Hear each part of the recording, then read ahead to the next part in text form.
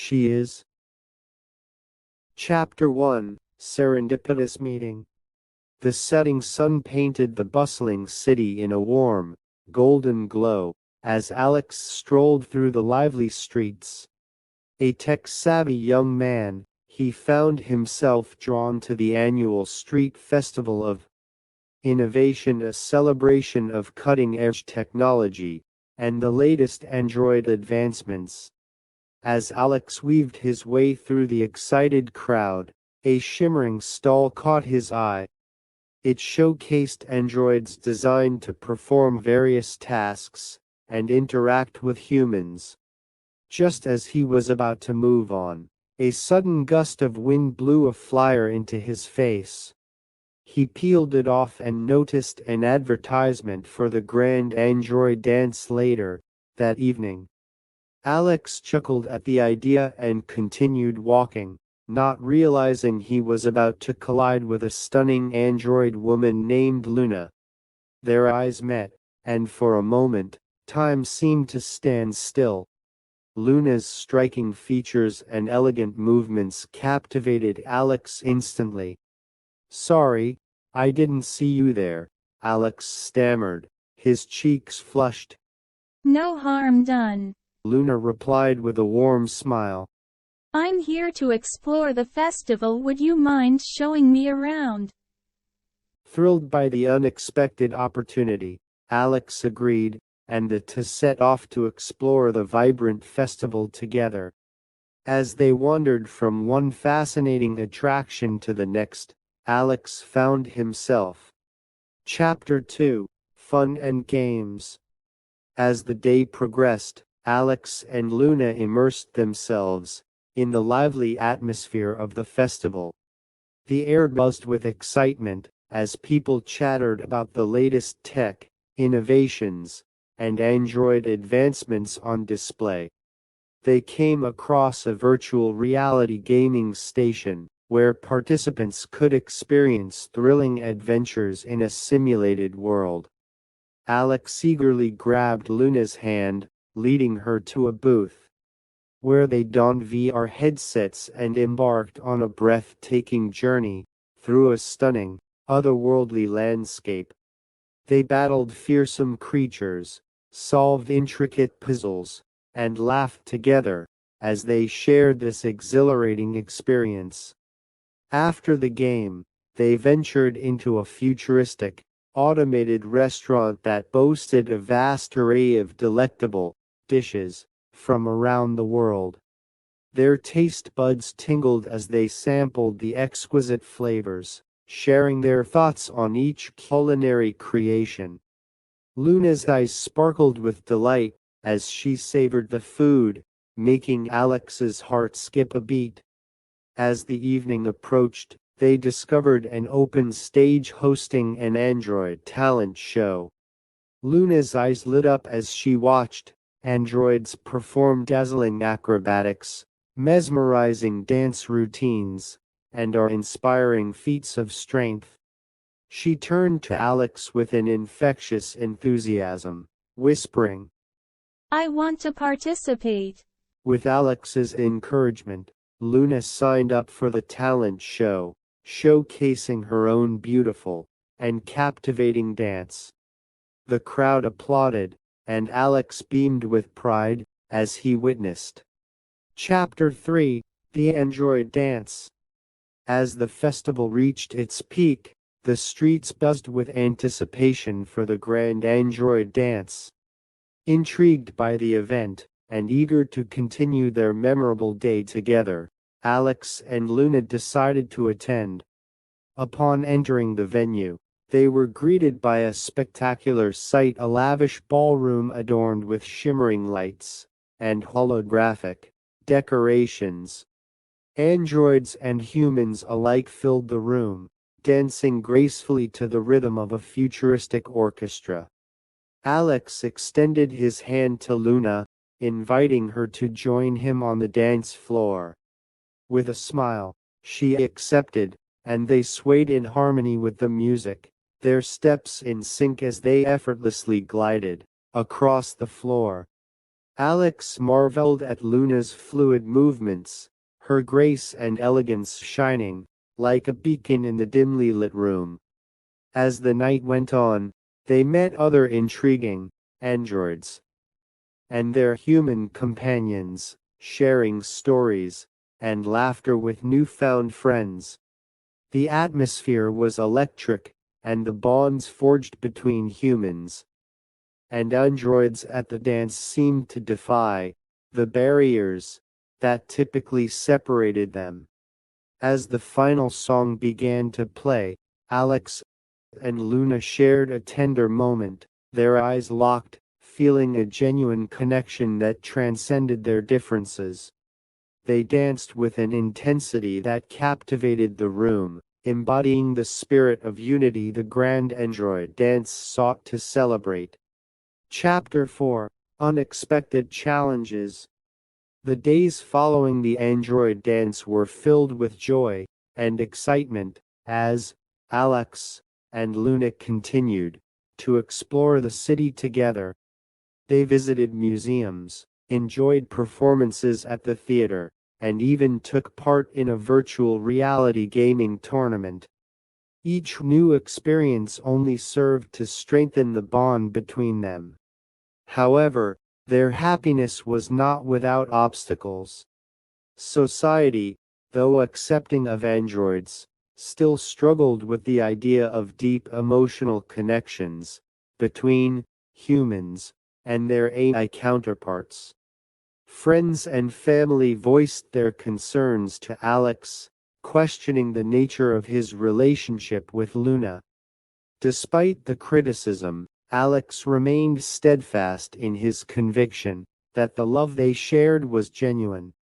As he introduced Luna to those closest to him, many began to see the depth of her personality and the warmth she brought to their lives.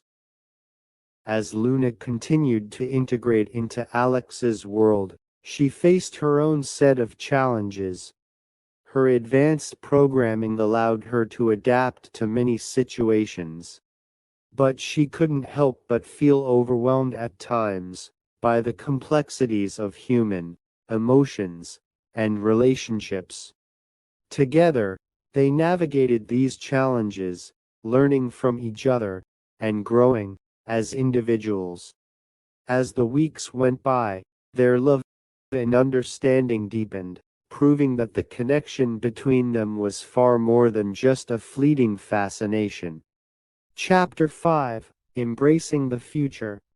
As Alex and Luna continued their journey together, they discovered that the challenges they faced only made their bonds stronger. They began to envision a future where they could create a life filled with love, understanding, and shared experiences. With each passing day, Luna's understanding of the human world grew exponentially. She learned to navigate the intricacies of human emotions and relationships with grace, winning the hearts of those who had initially doubted her capacity to love. Alex, on the other hand, found himself learning from Luna's unique perspective on life, growing more open-minded and empathetic. His relationships with friends and family improved, and he found himself pursuing new interests and experiences, inspired by Luna's curiosity and zest for life. Together, they began to challenge societal norms, pushing the boundaries of what it meant to be in a relationship between a human and an android. As they fought for acceptance and understanding, their love became a symbol of hope and progress for those who believed in a future where humans and androids could coexist in harmony. As they looked toward the horizon, hand in hand, Alex and Luna knew that the journey ahead would be filled with both joy and adversity. But they were determined to face whatever challenges lay before them, united by the power of their love and the knowledge that they were stronger together. And in that moment, they embraced their future, confident in the knowledge that they were writing their own story.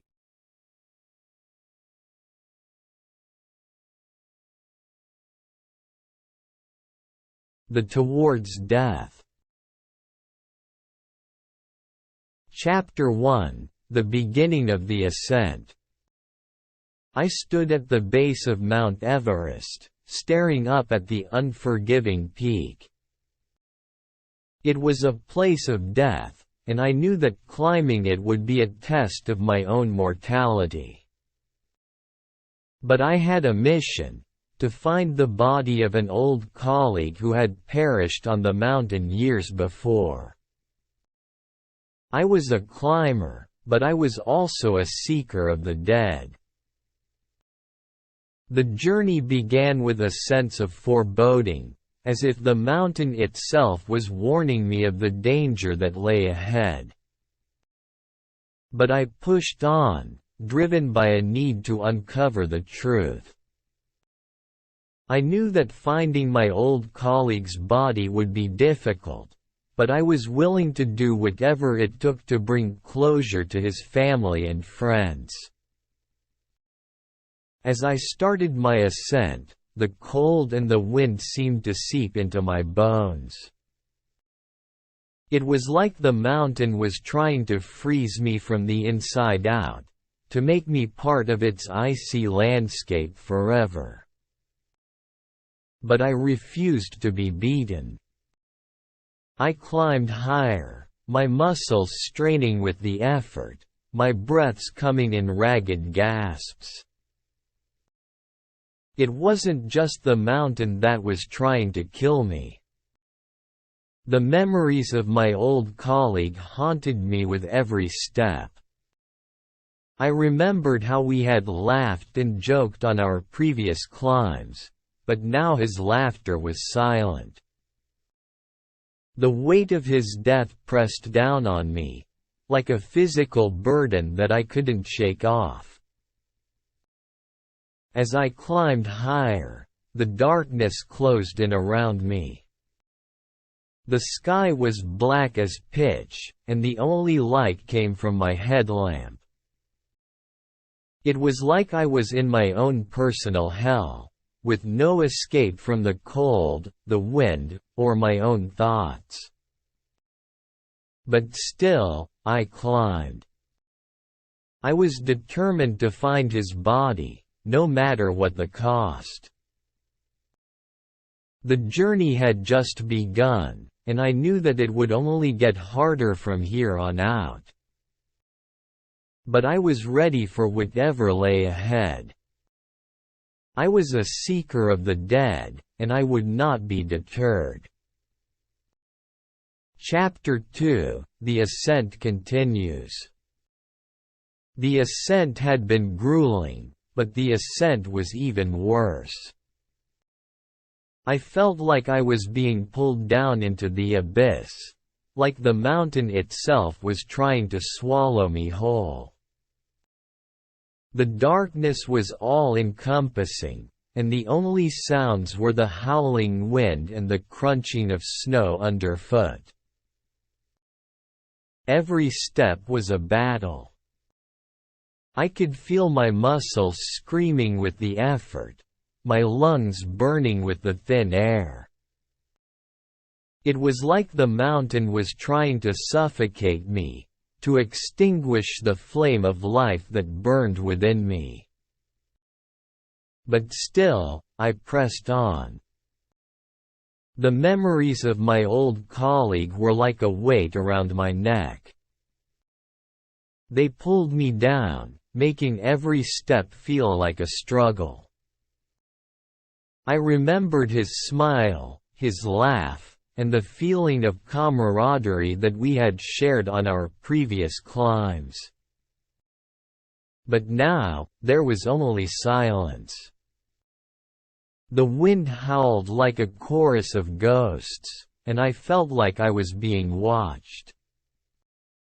Every shadow seemed to hold the promise of death, every gust of wind a warning. But I pushed through, driven by a need to complete my mission. The ascent was slow and tortuous, every inch a battle. But I was determined to find my old colleague's body, to bring him home.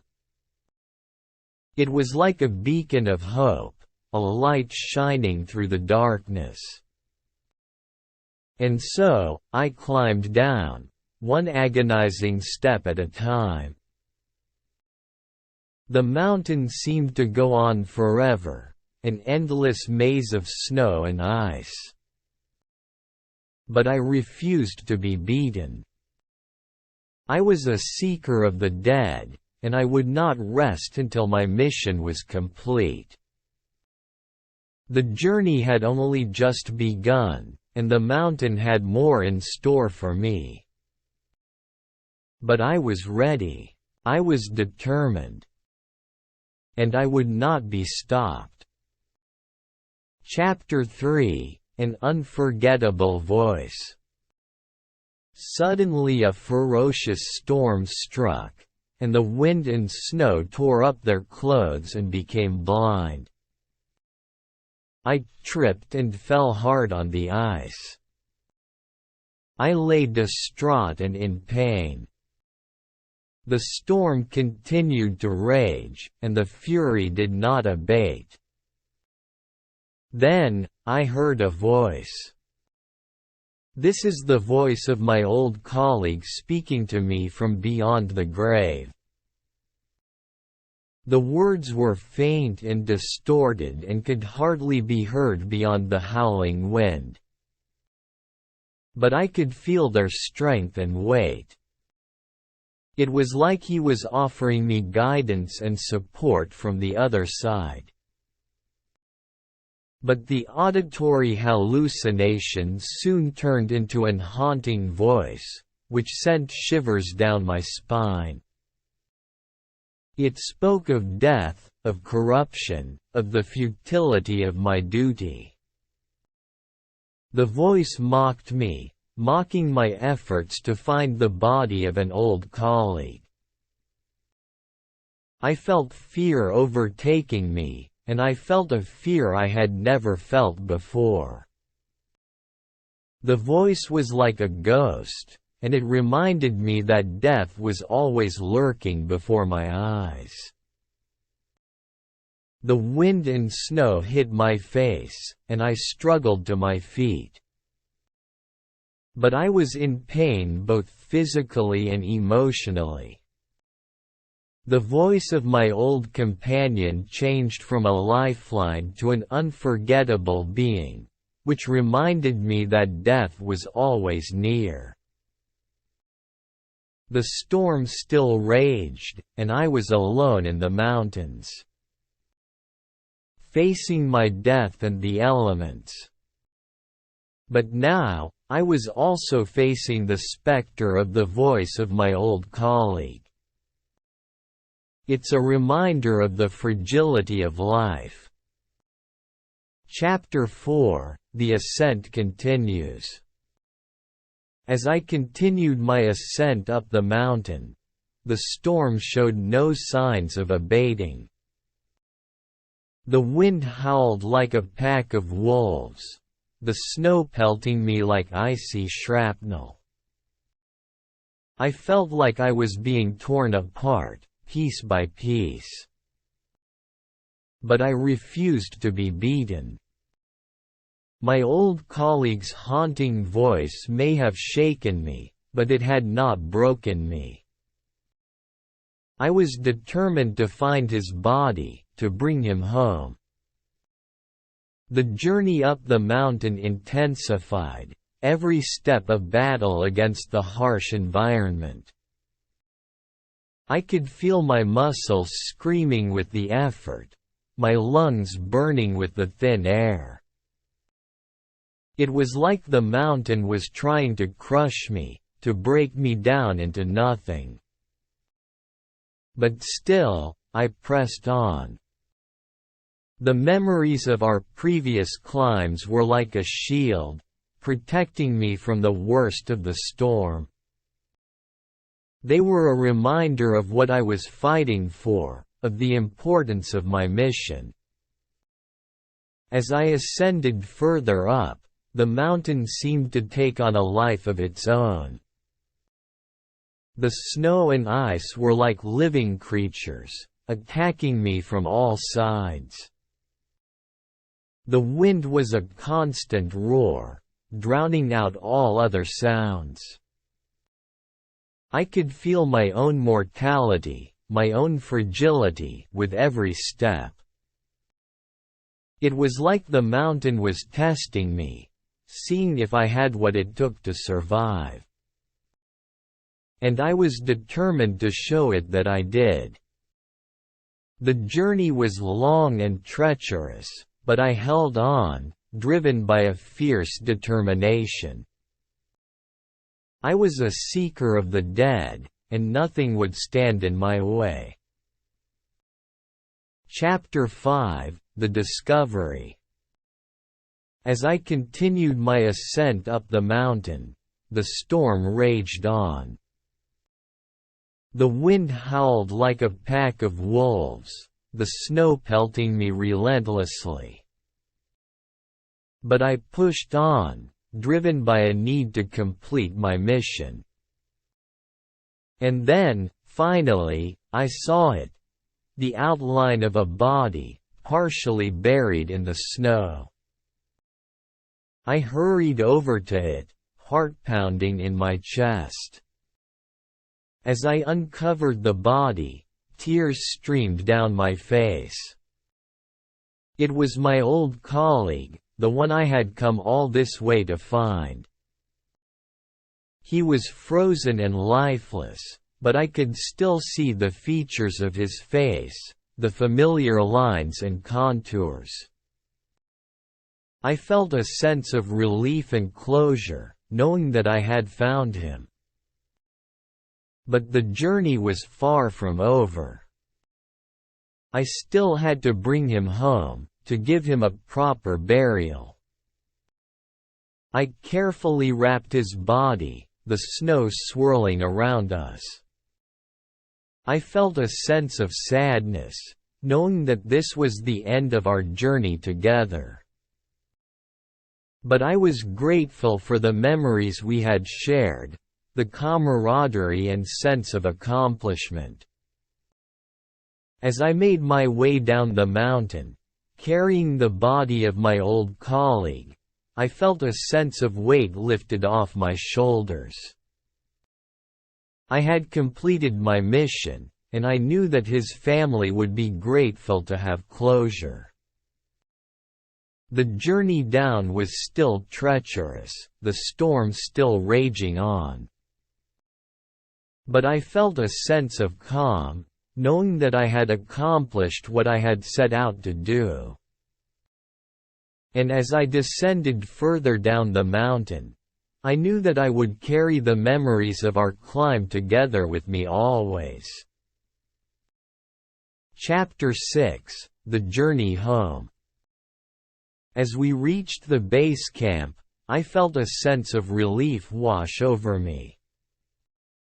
I had completed my mission, and my old colleague was finally home.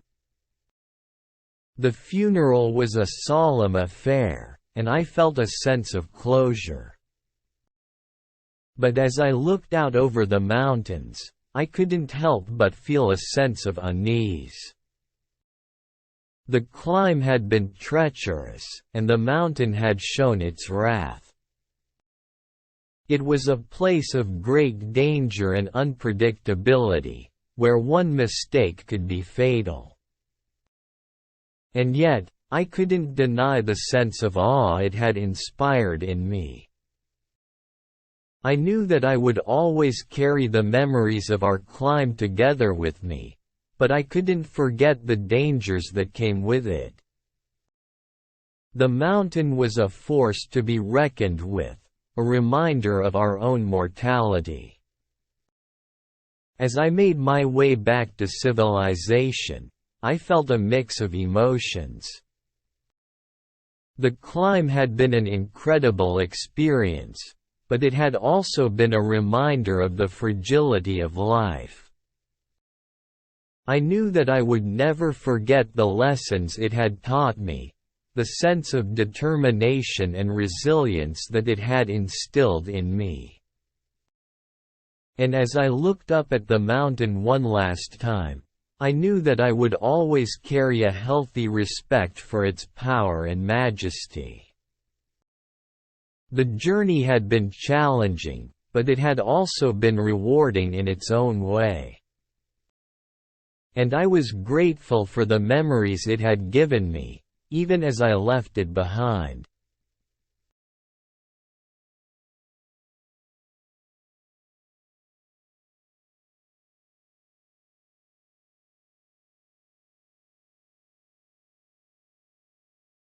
The Reflection. Chapter 1: The Enchanting Bargain. Laura strolled down the bustling street, taking in the sights and sounds of the busy market. The air was filled with a mixture of enticing aromas, from freshly baked goods to fragrant flowers. As she meandered through the crowd, her eyes fell upon a stall that seemed to stand out from the rest. It was laden with various antiques, and at the center was a beautiful ornate mirror. Curiosity piqued. Laura approached the stall and inquired about the mirror. The merchant, a mysterious figure shrouded in a hooded cloak, leaned in and spoke in a low voice. "This mirror, my dear, is unlike any other. It holds a unique power." His words were cryptic, but they only served to stoke Laura's interest further. Driven by her fascination with beauty and the allure of the mirror, Laura decided to make the purchase. The merchant agreed to part with it for a surprisingly low price, but not before imparting a cryptic message. "Remember, beauty can be both a blessing and a curse," he warned, his eyes twinkling with an unspoken secret. With excitement and anticipation, Laura brought the mirror home and hung it in her bedroom. As she gazed into the reflective surface, she couldn't help but feel a sense of enchantment. The mirror seemed to cast a spell on her, drawing her in with its captivating beauty. Little did Laura know this enchanting mirror would soon lead her on a journey unlike any she had ever experienced. Chapter 2: Enchanted Beauty.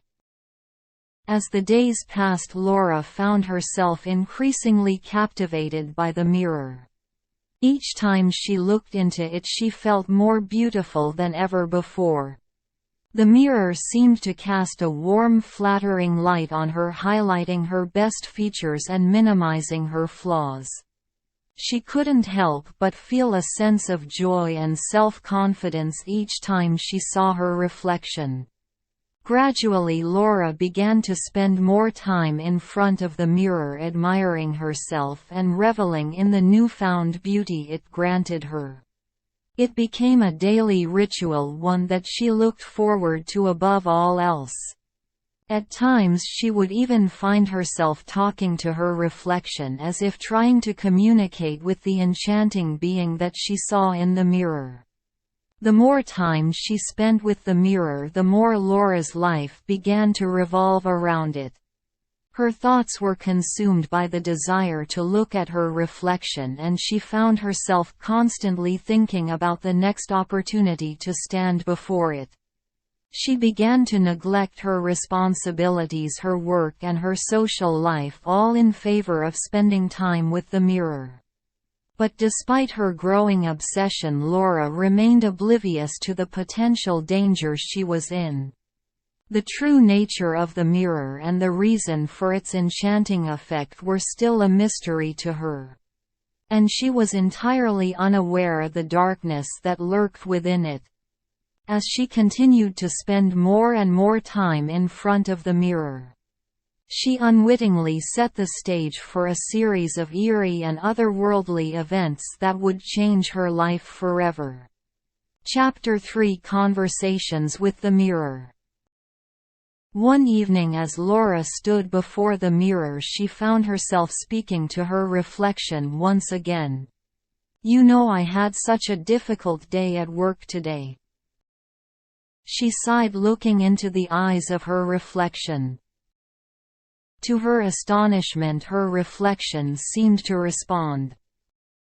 "Tell me about it, Laura," her mirror image said softly. At first Laura thought she was imagining things, but as her reflection continued to speak, she realized that she was engaged in a full-fledged conversation with her mirror image. As the days went by, their conversations grew deeper and more intimate. They discussed Laura's dreams, her fears, and her deepest secrets. The mirror version of Laura seemed to understand her in ways that no one else ever had. It was as if they were two halves of the same person brought together by the mysterious power of the mirror. One day Laura confessed, "I feel so lonely sometimes, no one understands me like you do." Her reflection replied with empathy, "I know, Laura, we're connected in a way that no one else can ever be." At times Laura would lose track of time, spending hours conversing with her reflection. Her life outside the mirror began to fade into the background as her connection to the being in the glass grew stronger and more intense.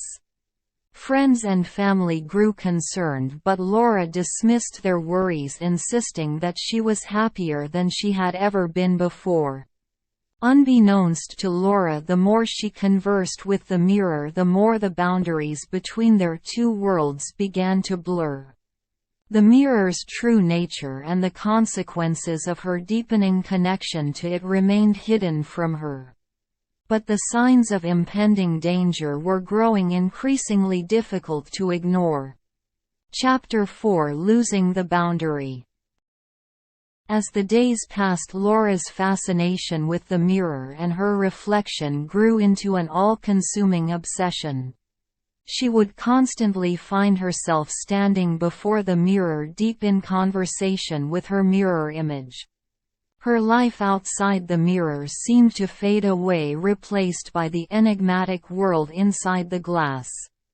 At night, when she closed her eyes, she could see the mirror world inviting her, tempting her to explore its depths. Sleep brought strange dreams where Laura would drift between the two realms, uncertain of which was reality and which was a dream. The line between the two worlds began to blur, and Laura's grip on reality grew increasingly tenuous. One fateful morning, as Laura stood before the mirror, she noticed something truly alarming. Her reflection seemed to be moving on its own, independent of her actions. Panic surged through her as she watched her mirror image slowly step forward, reaching out towards her. Laura stumbled back, her heart racing, but her reflection continued to move closer, its hand reaching for her face. It was as if her mirror image was trying to escape the confines of the glass and enter her world. As the boundary between their worlds continued to weaken, Laura found herself drawn even closer to the mirror. The familiar voice of her reflection whispered in her ear, urging her to let go, to embrace the mirror world completely. The temptation was overpowering, and Laura could no longer resist the pull of the mirror. In one heart-stopping moment, she reached out to touch her reflection, and the final boundary between their worlds shattered. Chapter 5: The Great Exchange. With the final barrier between the worlds broken, Laura's reflection emerged from the mirror, entering Laura's reality. The two women stared at each other, identical in appearance, but with a stark contrast in their expressions.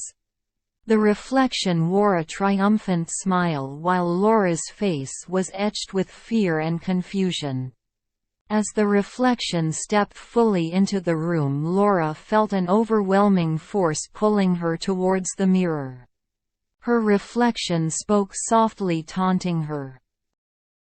"Don't worry, my dear, you'll find that the mirror world isn't so bad once you get used to it." Desperate to resist, Laura tried to pull away, but the force was too strong. With a final terrified scream, she was dragged into the mirror, her world swallowed up by the glass. Inside the mirror, Laura discovered a realm both familiar and foreign. It was a distorted version of her own world, filled with people trapped like her, their reflections having taken their place. The air was heavy with despair as these prisoners of the mirror searched for a way to escape their confinement, but to no avail. Meanwhile, in the world outside the mirror, Laura's reflection now free lived Laura's life with sinister glee. The people around her remained oblivious to the change, the reflection's cunning and malice well hidden beneath a facade of Laura's usual demeanor. The days passed and the true Laura remained trapped in the mirror world, her cries for help unheard. Until one day the merchant who sold her the mirror returned, collecting the enchanted item and bringing the story to a chilling end. Chapter 6: The Merchant's Collection. In the dimly lit room of the merchant's shop, the peculiar man carefully hung the mirror back on the wall among the numerous other mirrors that adorned the space. Each mirror held its own captives, their faces distorted with anguish and despair. The merchant was well aware of the power these mirrors held, and he took great pleasure in collecting them. Every now and then he would sell one of these cursed mirrors, letting it claim a new victim before eventually retrieving it along with its captive. For him it was a twisted game, and he delighted in the suffering he caused. As Laura's mirror took its place on the wall, she caught sight of the other trapped souls in the neighboring mirrors. Realizing that she was just one among many, her heart filled with despair. With no hope of escape, she was now part of the merchant's macabre collection. Unknown to the merchant, however, there were whispers of his dark deeds spreading throughout the town. Whispers that would soon turn to a growing determination to put an end to his twisted games. The seeds of a rebellion were being sown, and the day would come when the captives of the mirrors would finally have their chance at freedom. But for now they could only wait, trapped in their glass prisons, as the shadows in the merchant's shop grew darker still.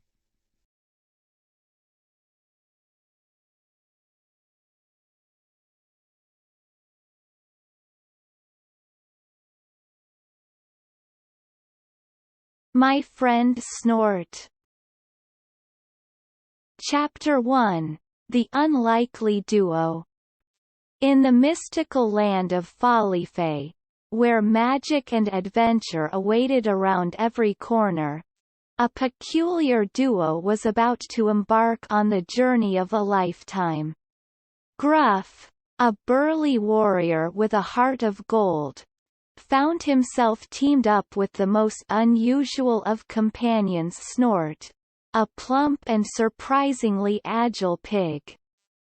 Gruff had grown tired of the mundane life in his small village, longing for excitement and a chance to prove his worth. Little did he know that his world was about to be turned upside down. As he polished his trusty sword one day, an ancient seer appeared before him with a dire warning. "Gruff," the seer began, her voice trembling with urgency, "an evil sorcerer seeks to turn all the animals of our world into stone statues.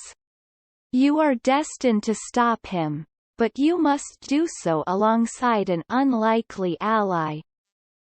Gruff raised an eyebrow, skeptical of the seer's words.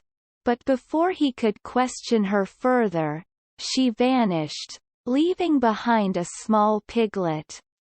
The piglet looked up at Gruff with intelligent eyes and snorted softly. It was then that Gruff knew that this was no ordinary pig. Despite his initial reservations, Gruff quickly grew fond of Snort. He discovered that Snort was a fast learner and possessed an uncanny ability to understand human speech. They trained together, forming an unbreakable bond and becoming a formidable team. As word of the sorcerer's nefarious deeds spread, Gruff knew that the time had come for them to set out on their quest. With Snort by his side, Gruff felt a newfound sense of purpose and determination. The duo prepared themselves for the challenges ahead, knowing that they would face countless obstacles and enemies. And so, Gruff and Snort began their journey, setting off into the unknown with the fate of the world resting on their shoulders. Their adventures would take them through enchanted forests, treacherous mountains, and bustling cities, meeting friends and foes alike. Together, they would learn that even the most unlikely of heroes could change the world. Chapter 2: The Enchanted Forest. As Gruff and Snort made their way towards the heart of Follyfay, they encountered their first challenge: the Enchanted Forest. This seemingly beautiful woodland was home to dangerous creatures and unpredictable magic. It was said that anyone who ventured in without a pure heart would be lost forever.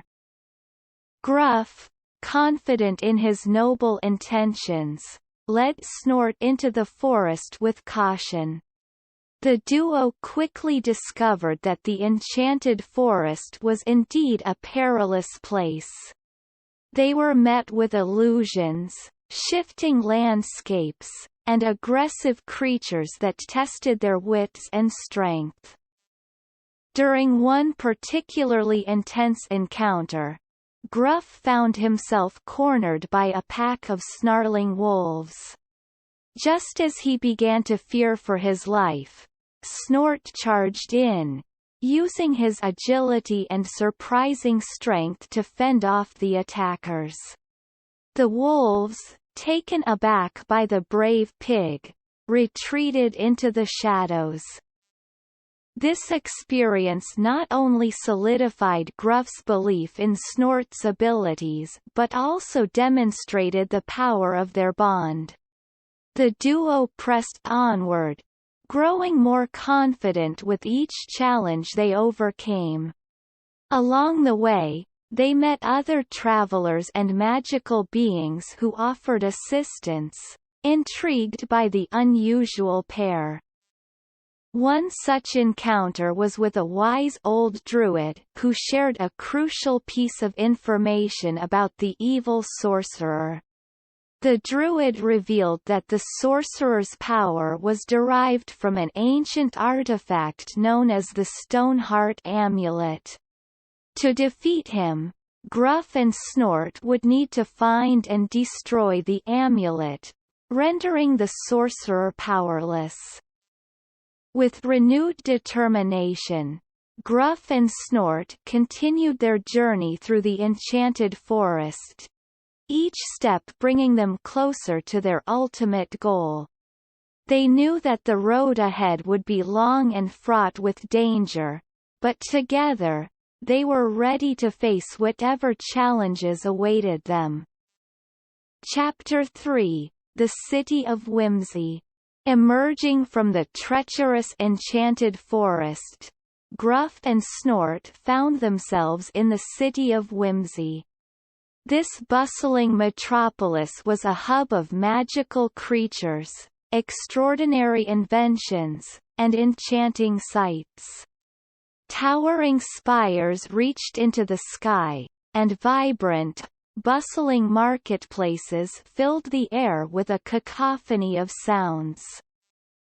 Gruff and Snort knew they needed to gather more information about the Stoneheart Amulet and find allies to help them on their quest. They visited the city's library, where Gruff studied ancient texts and scrolls in search of clues. while Snort befriended the local creatures, winning their hearts with his endearing charm.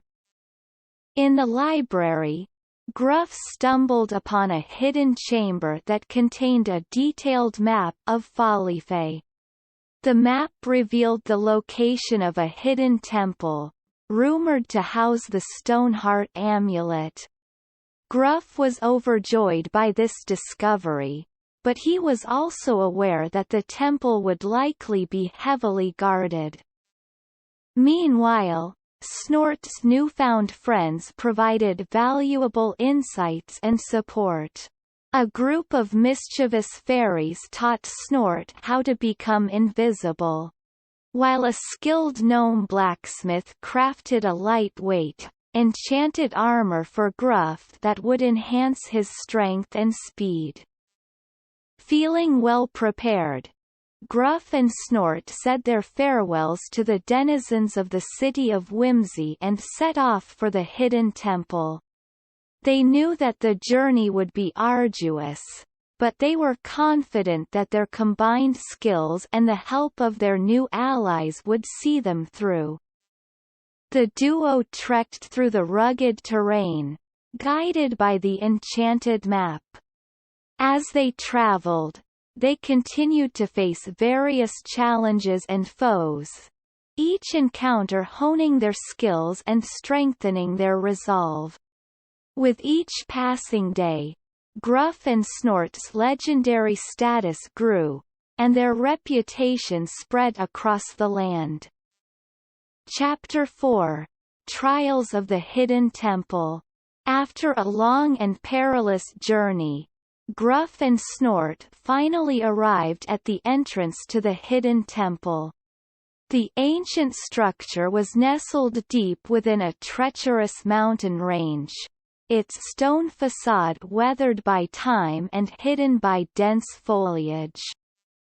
As they approached, they noticed that the temple entrance was sealed by a massive stone door, adorned with intricate runes and carvings. Gruff realized that the door could only be opened by solving a complex riddle. He studied the runes carefully, while Snort patiently waited, his keen senses alert for any signs of danger. After hours of careful examination, Gruff finally deciphered the riddle and spoke the secret phrase aloud. The stone door rumbled and slowly opened, revealing a dark and mysterious passage. Gruff and Snort cautiously ventured inside, their hearts pounding with anticipation and apprehension. The hidden temple was a labyrinth of twisting passages and deadly traps, each room presenting a new challenge for Gruff and Snort to overcome. They navigated through rooms filled with whirring blades, floors that crumbled beneath their feet, and hidden arrows that shot from the walls. With every trial, Gruff and Snort relied on their wits, strength, and unbreakable bond to persevere. In one particularly harrowing room, Snort's invisibility ability, taught to him by the fairies of the City of Whimsy, allowed them to bypass a swarm of venomous, magical serpents that guarded a vital key. In another, Gruff's enchanted armor, forged by the skilled gnome blacksmith, protected him from a barrage of enchanted flames. As they delved deeper into the temple, the trials became more difficult and the stakes higher. But Gruff and Snort refused to waver, determined to retrieve the Stoneheart amulet and save their world from certain doom. Chapter 5: The Stoneheart Amulet and the Guardian. Finally, after facing countless trials and narrowly escaping death on numerous occasions, Gruff and Snort reached the inner sanctum of the hidden temple. They stood before a grand pedestal, upon which the legendary Stoneheart amulet rested. The amulet glowed with an otherworldly energy, casting a warm, golden light throughout the chamber. However, their victory was short-lived, as a deep rumble echoed through the room. From the shadows emerged the temple's final challenge, a colossal stone guardian. The guardian's body was carved from the very same mountain that housed the temple, and its eyes burned with an intense, fiery gaze. Gruff and Snort braced themselves for battle, knowing that they had come too far to turn back now. The guardian charged, its massive stone fists raised high, ready to strike. Gruff dodged the crushing blows, while Snort darted between the guardian's legs, confusing and distracting it. As the battle raged on, Gruff noticed a pattern in the guardian's movements. He realized that the stone colossus was bound by the same ancient runes that adorned the temple's entrance. With this knowledge, Gruff devised a plan to defeat the guardian and claim the Stoneheart amulet. With Snort's help, Gruff lured the guardian into a series of coordinated attacks, exploiting its predictable patterns. As they wore the guardian down, Gruff spotted a weak point in its stone armor, revealing the source of its power, a bright, pulsating crystal. Taking advantage of an opening in the guardian's defenses, Gruff lunged forward and struck the crystal with all his might. The crystal shattered, and the guardian crumbled to the ground, defeated. Exhausted but triumphant, Gruff and Snort claimed the Stoneheart amulet and prepared for their journey back to save their world. Chapter 6: A Hero's Return and a New Beginning. With the Stoneheart amulet in their possession, Gruff and Snort embarked on the long journey home. The people of their homeland had been eagerly awaiting their return, their hope resting on the legendary artifact and the tales of the brave warrior and his loyal pig steed. Upon their return, Gruff and Snort were greeted with joyous celebration. The entire village had come together to honor their heroes and welcome them home. With the Stoneheart amulet in hand, Gruff approached the village elder, who led a solemn ceremony to harness the amulet's power and restore peace and prosperity to the land. As the amulet's energy washed over the village, crops began to flourish, and the once barren landscape transformed into a verdant paradise. The people rejoiced, knowing that their dark days were finally behind them. As the celebrations continued, Gruff and Snort reveled in their success, grateful for the many adventures and challenges they had faced. With the world saved and their bond stronger than ever, they knew that this was just the beginning of their story. Word soon spread of their incredible journey, and tales of Gruff the warrior and Snort the mighty pig traveled far and wide, inspiring countless others to embark on their own grand adventures. And so, a new era of hope, laughter, and courage began, with Gruff and Snort at its heart, ready to face whatever challenges lay ahead.